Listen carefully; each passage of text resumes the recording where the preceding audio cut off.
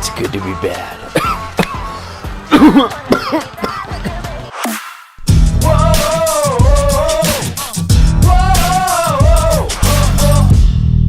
What's up, everybody? Jared here with another Evil Take the World movie review. Now, if you're new to this channel, don't forget to hit that subscribe button and bell icon to stay up to date on this channel's newest reviews, reactions, and ridiculousness. So yes, superhero movies have kind of been the hot thing for the last 15 years, but this time they're turning it on its head with the new James Gunn produced film, Brightburn. What if a child from another world crash-landed on Earth, but instead of becoming a hero to mankind, he proved to be something far more sinister? So does Brightburn bring about a whole new genre of horror and superheroes, or rather supervillains? Let's find out. But before I get into my thoughts, let me know what you guys thought of Brightburn in the comments down below. Was this the bizarro Superman origin story you had hoped for, or was this not necessarily a home run? Now let's get into some of the good. So old Brightburn was on my list of most anticipated movies of 2019, and it's because, you know, we've gotten these superhero movies for the last 10, 15, 20 years, but this is kind of taking it on a different path. It's very much focusing on kind of an evil turn, an origin story of what if a superhero, an advanced superior being, landed on the Earth and actually took a different turn? Rather than focusing on doing good and the righteous path, focuses on evil and destruction. And that is exactly what happens here in Brightburn. I loved kind of the story, kind of where they're taking this movie, because again, we've seen this story done before, but following the good guy. What happens when we follow the bad guy? And I loved kind of, you know, what happens when someone tells this boy, this kid that doesn't really know how to handle these powers yet, no, or he can't do something. And this kid, literally, he has no kind of moral code, but unlimited power. So that story, that aspect of a kid coming into his powers, but also being a little cuckoo could chew up top, is very intriguing. And mixing in the element of horror, tension, kind of thriller aspect into Brightburn was another great idea. It had not been done before, not that I can think of, but Brightburn is essentially, it's like 60% a horror thriller, probably 30% a superhero movie, and then 10% a family drama. And like all of this comes together in this weird, nice package, because again, the horror, I'm not a big horror fan, but if you're mixing with other genres like this superhero one, I was on board. I really like this because it's this guy figuring out his powers, and the tension in these scenes of what he's going to do, what kind of turn he's going to take.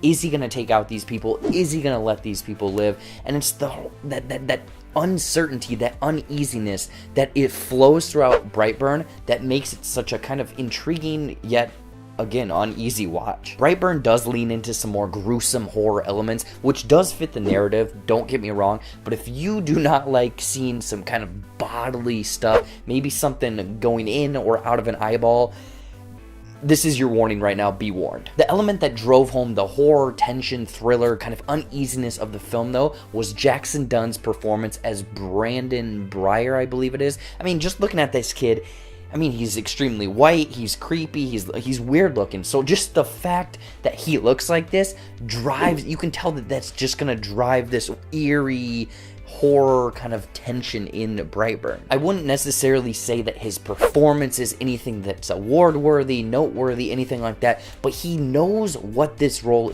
entails, and he is just weird, creepy, awkward, just kind of staring off into the distance. And that's what, you know, that's what this movie needs, is just this awkward superhero that has kind of been on, and then him getting revenge. Even though Brightburn is a wonderful take on horror and supervillains and kind of mixing all of that together, I thought that the film overall still needed a lot of work. I mean, it's a great first take at it, but the one thing that I wanted was just more from this movie. More of his powers, more of him just kind of messing or experimenting with this, more lore, just everything I wanted more in this movie. Obviously, Brightburn, it's a quick 90-ish minute watch. I think that it would have maybe benefited from a few, maybe even 30 more minutes. I don't know, something to really explore the lore or where he came from or what exactly is happening to this kid. A lot of it is left for mystery, which, you know, that's fine. I would very much like to see a sequel or a follow-up to this Brightburn movie. Again, I wasn't fully on board with this first one, but I would love for it to explore a little bit more to kind of fill in those blanks that I thought should have been here. And the fact that, like I mentioned, it very much follows the Superman route, but instead of doing good, doing bad, a lot of the sequences, in my opinion, I thought were very cliched. You know what's gonna happen. Instead of doing this, he's gonna do that. Instead of doing that, he's gonna do this. And there were a few times where I would see something happen, and I would be able to predict the next 5 minutes of what's gonna go down. Unfortunately, you know, superhero movies are kind of cliched. You gotta do something new, something different, and it does do that, but you do see it coming. So I would love for them to kind of focus more on the story if there's going to be a second one. Overall, Brightburn is a fresh new take on the superhero genre, which I very much appreciated, but I'm not entirely jumping on board on this one. With an opposite take on a familiar origin story, creepy performances, and a nice horror vibe, but with myself wanting more and finding it a bit cliche, I would borderline go see Brightburn or wait for rental. Again, they are doing great new things with this genre, mixing horror and superheroes. I would love to see a follow-up. I would love to see more in this field, this genre, but this one, it's a good first try. In closing, I'm gonna give Brightburn 2.5 out of 5 Red Hoods. So what did you guys think of Brightburn? I want to know in the comments down below. Anyways, guys, as always, thank you so much for watching. Watch some more videos up there, you know, movie reviews, trailer reactions, fun comedy skits. I just did a review for the new Aladdin movie, also a JB sketch for those. Watch those over there. Follow all my social media stuff down there. Click that subscribe button, hit that bell icon to stay up to date on this channel's newest content. And until next time, I'll see you later.